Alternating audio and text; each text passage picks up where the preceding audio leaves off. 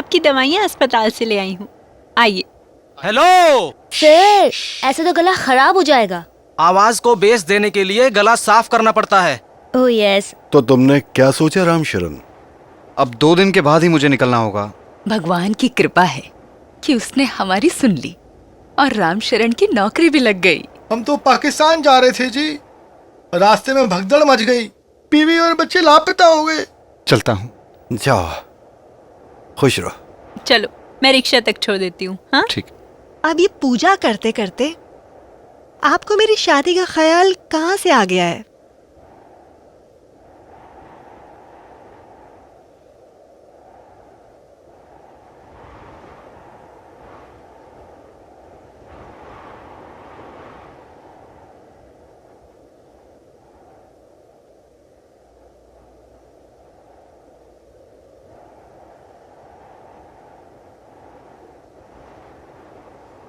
Hello. Hello. Wow, Jameel तुम कहाँ छुपे थे? छुपे रुस्तम। अमेरिका से एक टीम आई थी, वर्जिना वुल्फ की कहानी में प्ले कर रही थी और मैं तुम्हें तलाश कर रही थी। वर्जिना वुल्फ को तो भूल चुका हूँ मैडम बिल्किस अनवर अली। इन दिनों मुझ पर कल्चरल अटैक हो रहा है। Cultural attack? वतन से दूर होने पर यही होता है। कभी कालिदास जी, कभी तुलसीदास जी, कभी कबीर साहब, तो कभी गालिब साहब मुझे साथ लिए जाते हैं। वतन से दूर, लेकिन फिर भी वतन की लड़कियां गवारा नहीं। मान गए उस्ताद, ये तो दोहरी पॉलिसी हो गई। हेलो हेलो हेलो हेलो, यार बोर मत करो यार। ये सब सुन सुनकर पक चुका हूं मैं। समझ में नहीं आता कि हम गरीबों की हालत कब बदलेगी। हम गरीबों में किसे शामिल किया जाए? जिनके दिल गरीब हो चुके, जो इंसानी जज्बात को नहीं समझते। या आप समझाना ही नहीं चाहते? समझाने से तो हर बात समझ में आ जाती है जमील साहब। अच्छा आप ये बताइए कि आप परेशान क्यों हैं? हाँ, एक गम हो तो बताऊं। यहाँ तो गम ही गम है। उनके देखे से जो आ जाती है मुंह पर रौनक, वो समझते हैं कि बीमार का हाल अच्छा है। चलिए अब बीमारे दिल का हाल भी बता दीजिए। क्या क्या बताऊं बिल्किस डार्लिंग। एक तो सुना है कि एलिजाबेथ टेलर ने शादी कर ली, और वो भी मुझसे पूछे बगैर। और सुना है कि शहजादी मार्गरेट भी शादी करने जा रही हैं। इन दोनों ने दिल तोड़ दिया साहब। और अब सुना है कि फिल्म एक्ट्रेस नरगिस, उनको भी मोहब्बत का दौरा पड़ा है। हो सके तो मेरे लिए सिफारिश करना, शायद बात बन जाए। तुम कभी नहीं सुधरोगे Jameel. Perfections don't need improvement, madam Bilkis Anwar Ali. So मेरे सुधरने की तो बात ही नहीं, उसका इंतजार न कीजिए। और हो सके तो आप भी हमारे रंग में रंग जाइए। अच्छा, और तुम्हारी एक्टिंग और प्ले का क्या हालचाल है? तुम्हें याद है, कोशिश में हूँ कि इस बार ड्रामा क्लब की तरफ से बेस्ट एक्ट्रेस का अवार्ड मुझे मिल जाए। और इन दिनों एक नए प्ले की रिहर्सल भी चल रही है। कौन सा प्ले? राक्षस की अंगुष्त्री। वाह, इस प्ले के तो सारे डायलॉग मुझे याद हैं। मेरे सर पर बादलों की घन गरज है, मेरा प्रीतम दूर है, मैं क्या करूं। अमर बूटियां बर्फीले पहाड़ों पर हैं, और सर पर कुंडली मारे नाग बैठा है। वाह, कमाल है। और हीरोइन कौन है? है कोई best. She is gorgeous. If you see her once you will go crazy. Then I should not see her. Okay, bye bye. See you. Take care.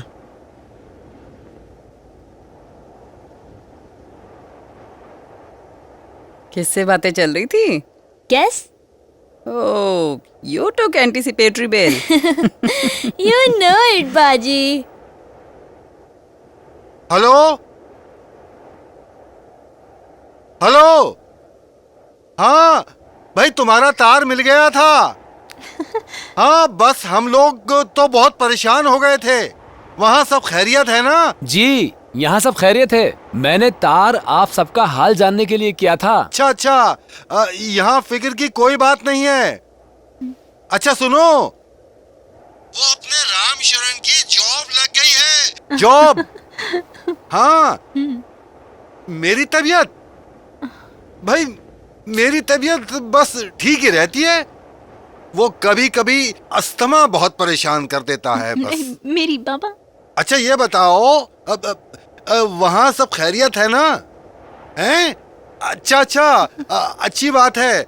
जीजा जी सीता कैसी है? सीता कैसी है? अरे भाई सीता अच्छी है, हाँ पढ़ रही है। लेकिन भाई क्या करूं, मजबूरी भी तो है। वो अब मैंने सीता को लेकर जो ख्वाब देखा था, भाई मेरी बीमारी की वजह से वो ख्वाब पूरा नहीं हो सका। अब मैं क्या करूं? आप ऐसा करें, सीता को कनाडा भेज दें। सीता को कनाडा भेज दूं? अच्छा, लो बात करोगे सीता से? हाँ हाँ, मेरी सीता से बात करवाइए। हाँ हाँ, देता हूँ। हेलो सीता बेटी, अरे तुम कैसे हो? हम लोग तुम्हें लेकर बेहद फिक्रमंद हैं।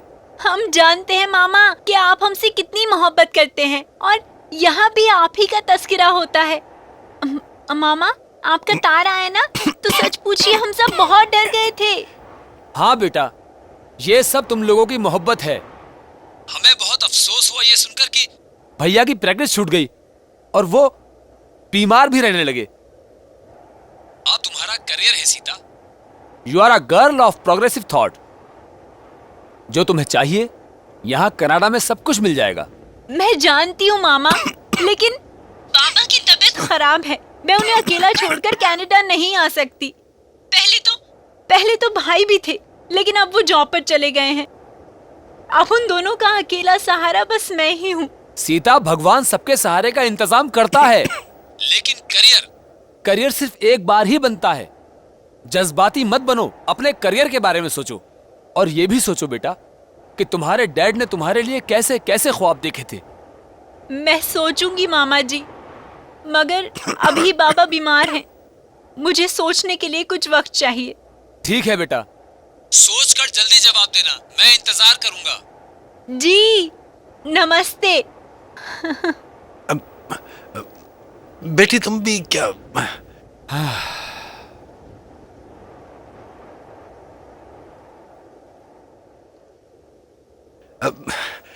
अच्छा नमस्ते।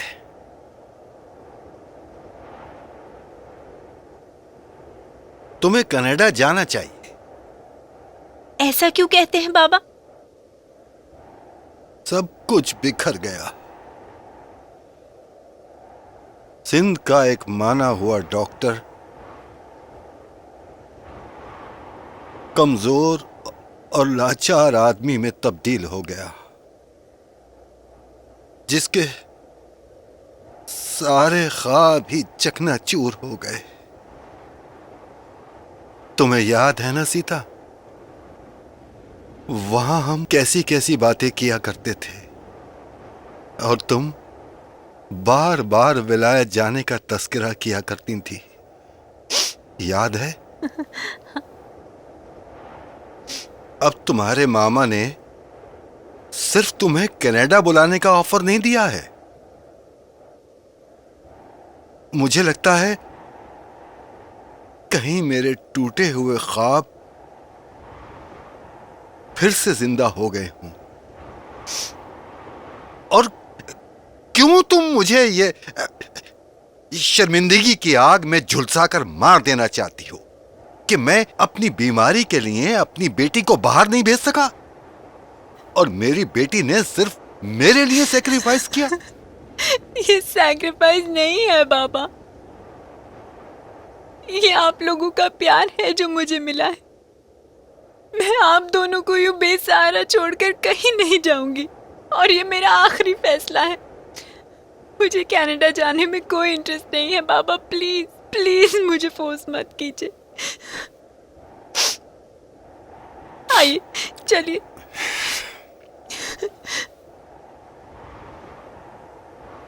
ओम नमो रामायणाय नमः।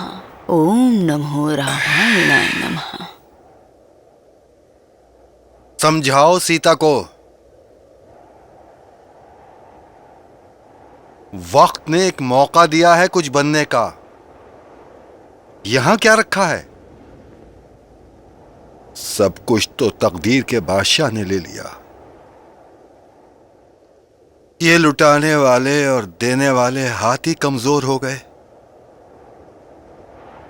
इन कमजोर हाथों में इतनी ताकत कहां कि बच्चों का सहारा बन सकूं। यहां तो बच्चे ही सहारा देते हैं।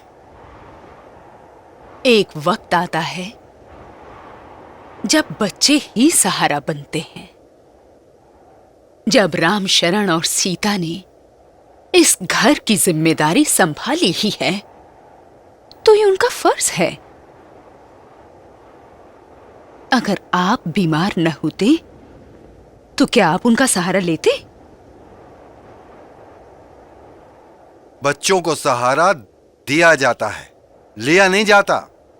समझाओ बेटी को। मैं तो समझाकर थक चुका हूं कि जिनका कोई नहीं होता उनका सहारा भगवान होता है। और फिर सारी जिंदगी कनाडा में थोड़ी रहना है। मैंने कह दिया ना बाबा, मुझे इस बारे में अब कोई बात नहीं करनी है। जब कनाडा जाना ही नहीं तो इस बारे में सोचना कैसा।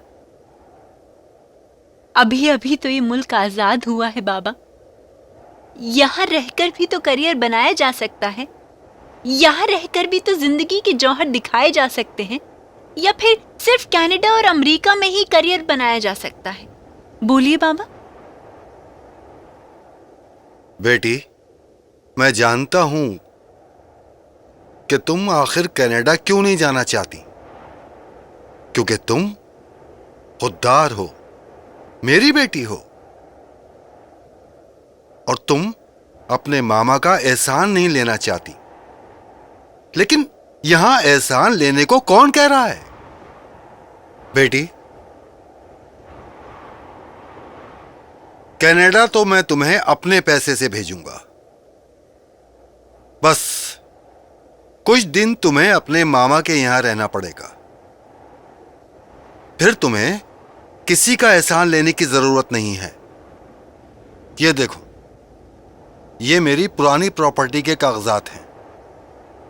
मैंने क्लेम के लिए दरखास्त दी है और मुझे यकीन है कि मैं तुम्हें अपने पैसे से बाहर भेज सकूंगा। बाबा, आप तो जानते हैं ना कि अभी हम लोगों को सबसे ज्यादा किस चीज की जरूरत है। और आप ही तो कहते थे बाबा कि बहुत जल्द मैं एक घर लूंगा, अपना घर।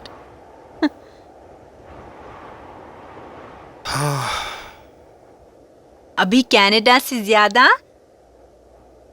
आपको और माँ को एक घर की जरूरत है।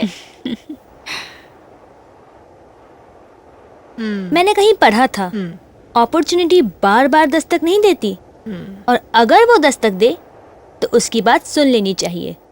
मैं भी तब से इसको यही समझाने की कोशिश कर रही हूँ कि मौका मिला है तो इसे हाथ से बिल्कुल भी नहीं गंवाना चाहिए। हाँ सीता, क्या तुम शुरुआत से ऐसी थी? I mean, तुम्हारे डैड डॉक्टर थे और तुम्हारी बहुत बड़ी हवेली थी और एक ऐसी जिंदगी जो कम लोगों के नसीब में होती है। हाँ, ये बात अलग है कि वक्त की एक ऐसी आंधी आई और अपने साथ सब कुछ लेकर चली गई। तुम्हारे पास एक बार फिर से मौका है। सारी चीजें तुम दोबारा से पा सकती हो। You must go. देखो, नादानी मत करो। हम सब जानते हैं कि सीता मीरचंदानी क्या है। She is not an ordinary girl. हम जानते हैं, तुम्हें देखकर लगता है कि तुम इस दुनिया को जीतने आई हो। वैसे मैं यहाँ रहकर भी जीत सकती हूँ। और कनाडा में मेरे इतने अच्छे दोस्त कहाँ से आएंगे, इतना प्यार करने वाले। Look Sita, world is much bigger, और तुम्हारी जैसी ज़हीन लड़की को तो जरूर बाहर जाना चाहिए। और तुम ये क्यों नहीं सोचती हो कि वहां पर जाकर तुम्हें कई नए तजुर्बे मिलेंगे? हो सकता है उनके बेसिस पर तुम काफी आगे पहुंच जाओ। एक ऑफर क्या मिला, बाबा ने तो जैसे ख्वाब ही देखना शुरू कर दिए। पर मैं जानती हूँ मम्मी और बाबा को घर की कितनी जरूरत है। घर हम सब की जरूरत है सीता। मेरे भी डैड हैं जो कि आज़ाद ख्यालात के हैं और मॉडर्न भी हैं, और उन्होंने हमें बहुत आज़ादी भी दी है। मॉम है, काफ़ी ओल्ड फैशन है और ज़िंदगी को एक छोटे से दायरे में कैद समझती हैं। मगर एक तरफ हम भी तो हैं। We need to change this society. हमें अपने दायरे बड़े करने होंगे। उड़ना होगा। मगर अभी मैं उड़ने के लिए तैयार नहीं हूँ।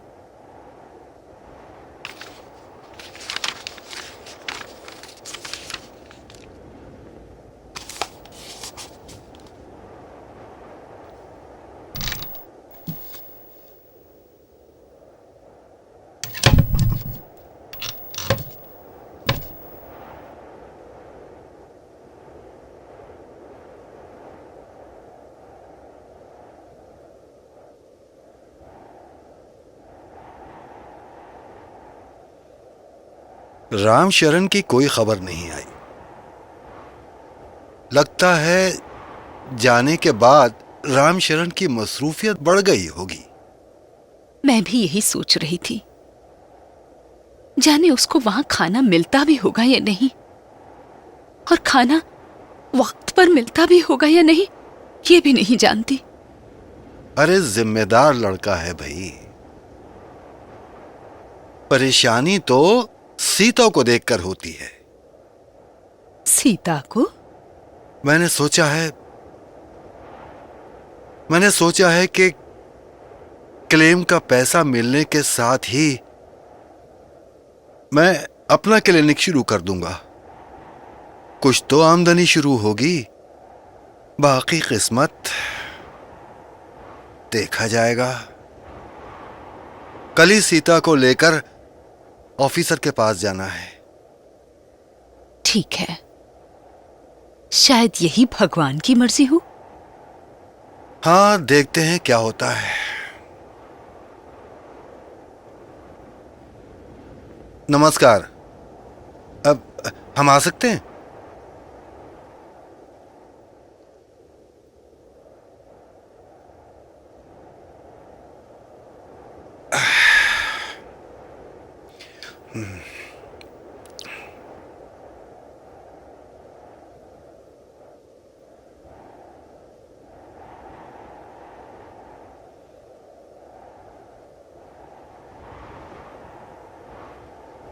देखिए, हमें आए हुए इतनी देर हो गई है और आप हैं कि हमारी काम की तरफ तवज्जो ही नहीं दे रहे। तवज्जो? अच्छा। तो तवज्जो देने के लिए सिर्फ आप ही का ये काम रह गया मेरे पास? मैडम, हजारों काम होते हैं हमारे पास। और आप जिस काम के लिए यहाँ आए हैं उसके बारे में मैं आपको पहले ही बता चुका हूँ, समझे? आप अपना वक्त बर्बाद कर रहे हैं। वक्त बर्बाद कर रहा है? सब कुछ लुटा के क्लेम के लिए आपके पास आए तो वक्त बर्बाद कर रहे हैं? अरे आप जानते भी हैं वहां हमारे पास क्या क्या था। मैं एक डॉक्टर था वहां, और वहां सबसे ज्यादा प्रैक्टिस मेरी चलती थी। अरे बंगला था, नौकर चाकर थे, कार थी। ये जिंदगी जो आज है हमारे पास वो नहीं थी। अच्छा। यहाँ आने वाले सभी लोग ऐसा ही कहते हैं, पर कोई सबूत ही नहीं देता। बस क्लेम के लिए कागज आगे बढ़ा देते हैं। तो क्या हम झूठ बोल रहे हैं? देखिए, हम जानते हैं कि आपका वक्त बहुत कीमती है, मगर आपकी थोड़ी सी मेहरबानी से हमें इस क्लेम का पैसा मिल सकता है। देखिए, मैं आपको तब से समझाने की कोशिश कर रहा हूं, मगर आप लोग समझना ही नहीं चाहते। ये मामला इतना आसान नहीं है। देखिए, इंक्वायरी होती है, एक महकमे से दूसरे महकमे फाइल जाती है, सर्वे होता है, फिर लौटकर फाइल मेरे टेबल पर आती है। हम तब तक कुछ नहीं कर सकते जब तक कि मामला सेटल ना हो जाए। तो फिर कितनी देर लगेगी? ये भी अभी कहा नहीं जा सकता। लेकिन आप चाहें तो ये जल्द भी हो सकता है ना? अगर मेरे चाहने से होता तो मैं अभी कागज निकालता और मामला सेटल कर देता। हजारों फाइलें हैं जनाब, हजारों एप्लीकेशंस, और हर दूसरी एप्लीकेशन झूठ का पुलिंदा। अब किसको सही माना जाए और किसको गलत? मैडम, मुल्क आजाद तो हो गया है, यहां सब सच्चे हैं, झूठा तो कोई है ही नहीं। देखिए, अब आप बेइज्जती कर रहे हैं और लगातार मुझ पर झूठा होने का इल्जाम लगाए चले जा रहे हैं। बाबा, बाबा आराम से। देख लूंगा आप लोगों को, एक एक को देख लूंगा। आखिर आप लोग अपने आप को समझते क्या हैं? सरकारी कुर्सियों पर बैठ गए तो अखलाकियात का सबक भी भूल गए। अरे मुल्क अगर आजाद हो गया तो आपके जो जी में आएगा वो आप बोल देंगे। अरे आजादी को रेस्पेक्ट देना सीखिए, बड़ी मुश्किल से मिली है ये। रहने दीजिए बाबा, ये लोग इस लायक भी नहीं कि आप इन पर अपना गुस्सा उतार सकें। ये वो लोग हैं जिनकी वजह से सदियों तक मुल्क गुलाम रहा। सुनिए, देखो, सुनो सुनो। बस बहुत हो चुका, आगे जो होगा मैं खुद देख लूंगी। आइए बाबा।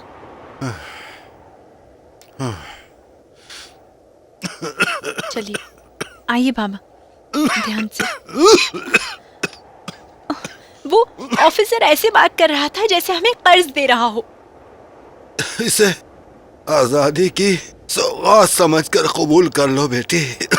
लेकिन ऐसे कैसे क्लेम का पैसा जाने देंगे बाबा? Don't get irritated, everything will be fine. कहते हैं हर काम वक्त पर होता है, ये भी हो जाएगा। लेकिन सवाल इस बात का है कि जरूरत अभी की है, और ये जरूरत कैसे पूरी हो। वर्षों तक इन लोगों ने गुलामी सही है, आजादी का सवेरा बर्दाश्त करने में वक्त तो लगेगा ही। सौगात समझ के? हाँ बेटी, ऐसे लोगों को आजादी रास कहाँ आती है। डर तो इस बात का है कि अगर सभी लोग आजादी का यही मफहूम लेने लगे तो फिर मुल्क की तरक्की के रास्ते रुक जाएंगे। नहीं बाबा, मैंने सोच लिया है। क्या? कभी कभी घी निकालने के लिए उंगली टेढ़ी करनी होती है। मेरे पास एक रास्ता है। अब फिलहाल आप घर चलिए, आइए। अब तुम्हें परेशान होने की कोई जरूरत नहीं है। बाजी ने जब एक बार हाँ कह दी है तो वो कोई ना कोई रास्ता जरूर निकाल लेंगी। थैंक्स बिल्किस। जब उस ऑफिसर ने टालने की बात की तो मुझे तुम्हारा ख्याल आया। चलो, किसी बहाने ख्याल में तो आए हम।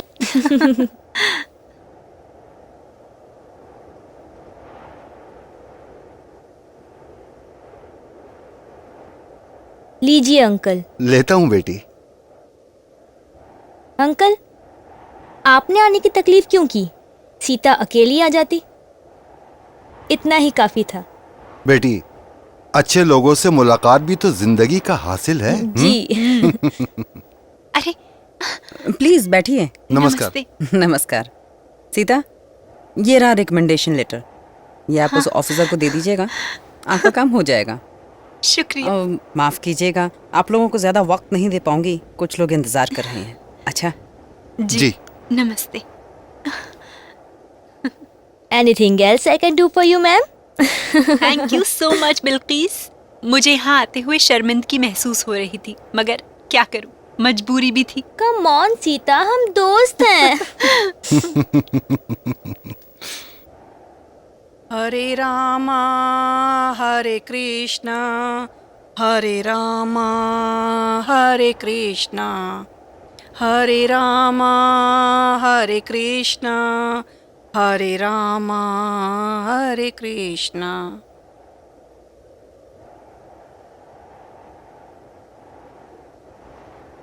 जय श्री राम, जय श्री कृष्णा। भगवान, मेरे पूरे परिवार को खुशहाल रखना, मुझे समृद्धि दे, मेरे पूरे परिवार को सन्मति दे। जय श्री कृष्णा। लीजिए, आप यहाँ पर हैं। और मैं आपको ना पूरे घर में तलाश कर रही थी। तुम जानती तो हो इस वक्त मैं पूजा करती हूँ। बोलो क्या बात है? याद है आपको, आपने साड़ी की बात की थी जिसमें गोटा जरी ठीक करवानी थी। आज ना मेरी सीता से मुलाकात होने वाली है, तो वो साड़ी आप मुझे ही दे दीजिए, मैं ही उसे दे दूंगी। हाँ हाँ ठीक है, मैं अभी लेकर आती हूँ। पहले माथा तो टेक ले, पूजा घर में आई है। ठीक है। जय श्री कृष्ण।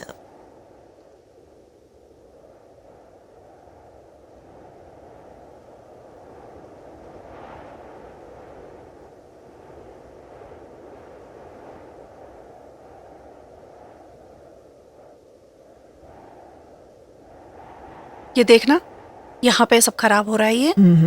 और ये देख इधर भी, और ये देख। ठीक है। ये अच्छी तरह समझा देना, ठीक है? ठीक है माँ, मैं चलती हूँ। ठीक है बेटा।